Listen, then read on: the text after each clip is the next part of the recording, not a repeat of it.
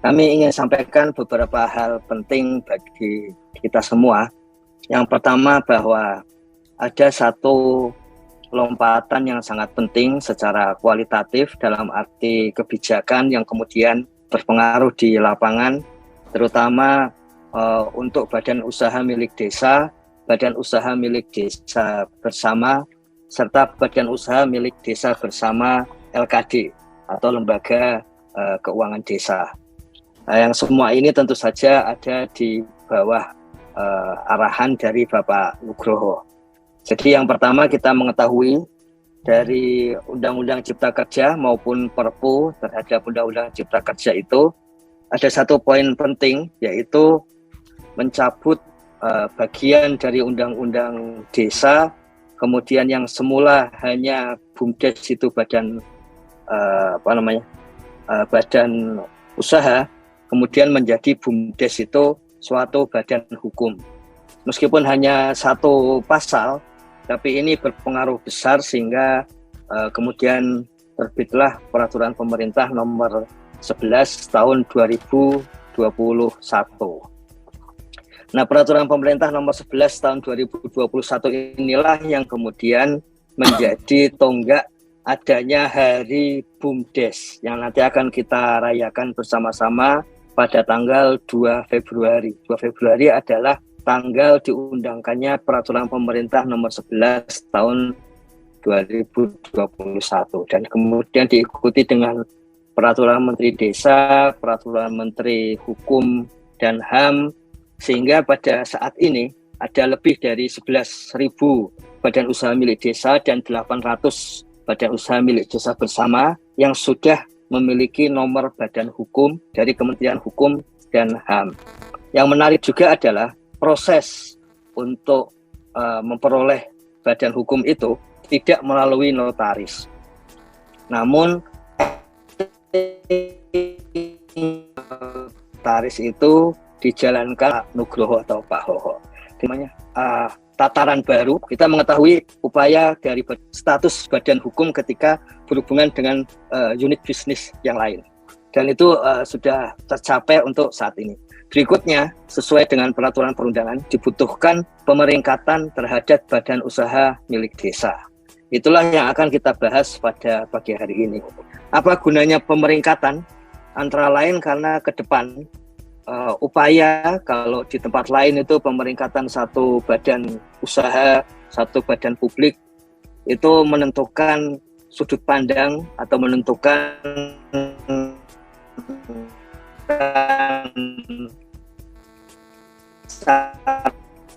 bahwa ini BUMDesnya bank atau masih pemula dan sebagainya.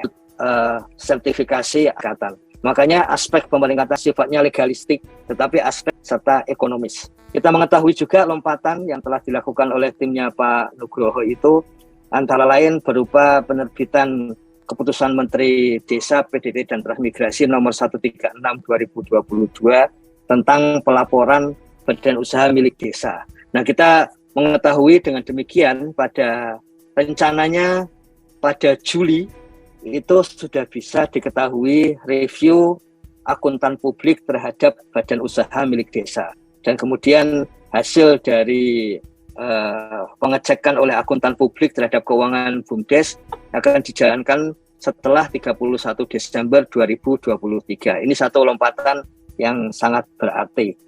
Kemudian juga karena itu kerjasama apalagi disetujui oleh STAN, PKN STAN dari Kementerian Keuangan yang kemudian nanti akan bekerjasama untuk melakukan pelatihan dari Kementerian Keuangan bersama Kementerian Desa, bersama perguruan tinggi untuk desa, kemudian berbagai lembaga akuntan publik yang ada. Kemudian setelah itu, sekarang ini sebetulnya sedang disusun, sedang diuji coba akhir mengenai nomor izin berusaha atau NIB, yaitu dari Kementerian Desa bekerjasama dengan Kementerian Investasi atau BKPM. Ini juga satu lompatan yang menarik karena sebetulnya diarahkan supaya BUMDesa tidak harus mendaftar ulang, tetapi langsung mendaftar ke Kementerian Desa, mendapatkan kalau sudah lolos dari timnya Pak Hoho, kemudian mendapatkan nomor badan hukum dari Kementerian Hukum dan HAM, dan itu secara elektronik, sehingga ada BUMDes yang menyampaikan saya jam 11 malam tadi mendapatkan nomor badan hukum. Itu artinya timnya Pak Hoho baru menyelesaikan semua berkas-berkas disetujui pada jam 11 malam. Kemudian langsung keluar nomor badan hukum dari Kemenkumham. Nah, setelah itu nomor izin berusaha itu juga langsung dari data-data Kementerian Desa langsung terkoneksi dengan data dari BKPM atau investasi. Dengan demikian BUMDes dengan klasifikasi baku leluasa lagi untuk menjalankan peran-peran yang lebih produktif. Mengapa ini menjadi penting? Karena data Kementerian Desa menunjukkan bahwa sementara APBDes desa itu melonjak total dari 24 triliun 2014 menjadi 118 triliun 2022. Namun ternyata penunjang utamanya adalah dana desa, kemudian dana-dana dari APBD kabupaten. Adapun PADes, pendapatan asli desa, baik secara presentasi maupun secara jumlah menurun. Dan satu-satunya peluang desa untuk meningkatkan pendapatan asli desa yang sangat kuat saat ini adalah melalui badan usaha milik desa. Karena itu lompatan-lompatan kebijakan yang sudah disusun oleh timnya Pak Hoho ini perlu kita ketahui, kita dengarkan, apalagi paling tidak menjelang hari BUMDes 2023 ini, nanti 2 Februari 2023, paling tidak kita tunggu dari timnya Pak Nugroho ini 2 kebijakan penting. Yang pertama, kebijakan pemeringkatan yang pada pagi hari ini diwebinarkan. Kami berterima kasih BPI mendapatkan kesempatan pertama untuk bersama timnya Pak Hoho, bersama Ditjen PAID, pengembangan ekonomi dan investasi desa, untuk bersama-sama menyampaikan kepada publik. Yang kedua, pada bulan ini juga akan muncul kebijakan yang kerjasama dari timnya Pak Nugroho, Ditjen PAID, pengembangan ekonomi dan investasi desa dengan BKPM mengenai nomor izin berusaha. Jadi akan banyak lompatan-lompatan kebijakan mengenai badan usaha milik desa, badan usaha milik desa bersama, dan badan usaha milik desa bersama LKD pada bulan ini.